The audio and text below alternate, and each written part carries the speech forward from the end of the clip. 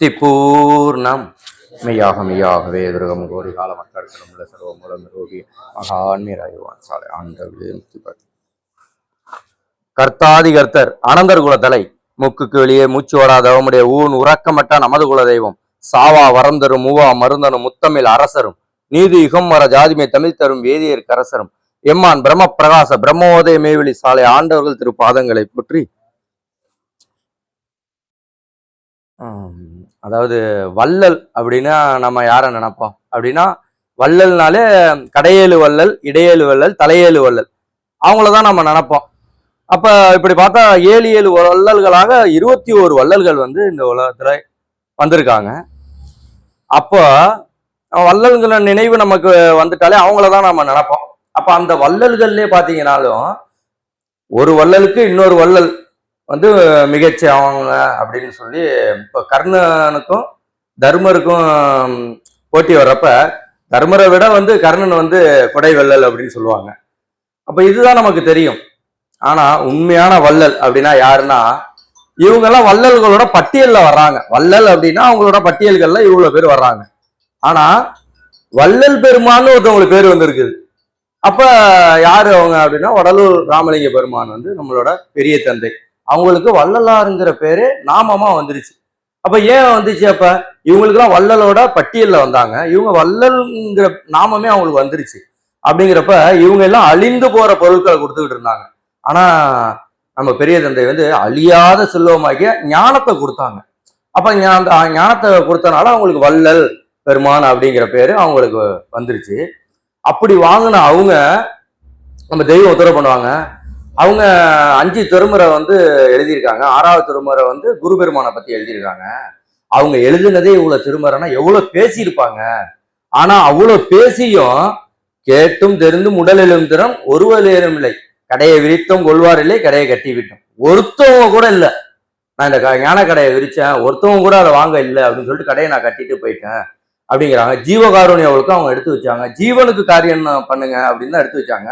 ஆனா இப்ப இவங்க என்ன நினைச்சுக்கிட்டாங்க, உணவுகளை அங்க போட்டு ஜீவன்கிற அந்த பேச்சுக்கே அங்க இடமில்லாத ஒரு வழியே பண்ணிட்டாங்க. அப்ப யாருமே அவங்க சொன்னதை கேட்கல. ஆனா அதுக்கப்புறம் 29 வருடத்துக்கு பிறகு தெய்வம் அவதரிச்சு இந்த உலகத்துக்கே அதை கொடுத்துக்கிட்டு இருக்காங்க. எவ்வளவு தலைகளை அவங்க பெத்து எடுக்கிறாங்க. 5049 தலை அனந்தர்களை பெத்து எடுத்தாங்க. அதுக்கப்புறமா இந்த உலகத்தையே நான் தரேன், வாங்க கையேந்தினா சொர்க்கம். எந்த காலத்துலயுமே கிடையாது. நம்ம உடல் பொருள் ஆவிய தத்தம் பண்ணாதான் நம்ம ஞானத்தை அடைய முடியும். இது ஞான சட்டம். ஆனா பாருங்க, கடைசி வரையும் தெய்வம் பெற்றதும் அப்படிதான் பெற்றாங்க. அவங்க இறைவன். ஆனா அவங்க பெற்றதும் பாருங்க, அது அந்த சட்டத்துக்கு உட்பட்டு அந்த மாதிரிதான் அவங்க கஷ்டப்பட்டு அந்த ஞானத்தை பெற்றாங்க. ஆனா அதுக்கப்புறம் நம்மளை இவ்வளவு இந்த கொடுங்கலியில இவன் வர்றதே பெருசு, இப்படிலாம் நீங்க வர வேணாம், ஞான சட்டத்தை மாத்துறாங்க. அப்ப சட்டத்தை யார் மாத்த முடியும் அப்படின்னா, சட்டத்தை போட்டவங்க தான் மாத்த முடியும். அப்ப நம்ம மாத்த முடியுமா? முடியாது. அப்ப இறைவன் என்ன செய்யறாங்க, தன் சட்டத்தை மாத்துறாங்க. ஆனா கடைசி ஒரு மனிதன் அந்த சட்டத்துக்குள்ள வரல. இறைவன் தான் சட்டத்தை மாத்துறாங்க. சரி, இவன் இப்படி கூப்பிட்டா வரமாட்டான், நீ வந்துரு, நான் உனக்கு எளிமையா கொடுத்துறேன், கையேதுனா சொர்க்கம், என்னை நம்பினவருக்கெல்லாம் இருத்தினோம் மீட்பின் திட்டம் அப்படிங்கிறாங்க. நம்பினாலே சொர்க்கம் அப்படிங்கிறது எந்த காலத்திலயுமே கிடையாது.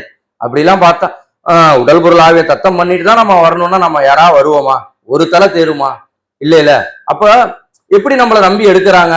இவனை நம்பி எடுக்கலாம், என் புள்ள இவன் சத்தியத்தில் நிற்பான், பஞ்சம் செய்ய மாட்டான் அப்படின்னு எவ்வளவு நம்பி அவங்க எடுத்துடுறாங்க.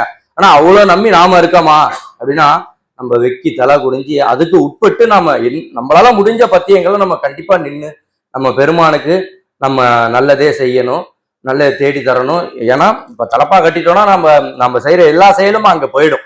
ஆனாலும் அதுக்கு கண்ணியமா நம்ம நடந்து காட்டணும் அப்படின்னா, அப்ப எல்லா நாமமும் யாருக்கு அப்படின்னா இறைவனுக்கு தான்.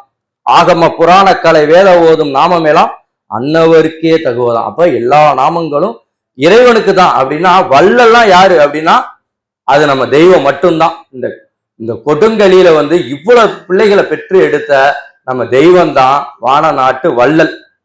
அதனால எல்லாரும் வள்ளல் நினைவு வந்தாலே அது நம்ம தெய்வத்தை தான் நாம நினைக்கணும். எந்த உயர்ந்த சொற்களுமே நம்ம தெய்வத்தை தான் நம்ம நினைச்சு பார்க்கணும். எல்லா நாமங்களும் உரிய நம்ம தெய்வம் மட்டும்தான். அவங்களோட புகழை போற்றி இந்த 100 ஜென்மத்தையும் நாம வந்து அந்த அவங்கள வாழ்த்துறதுலயே நம்ம இந்த ஜென்மத்தை நாம வந்து வழி நடந்து எல்லாரும் செல்லணும். இதுதான் எல்லோருக்கும் வேண்டிக்கிறேன். எல்லோருக்கும் நமஸ்காரம்.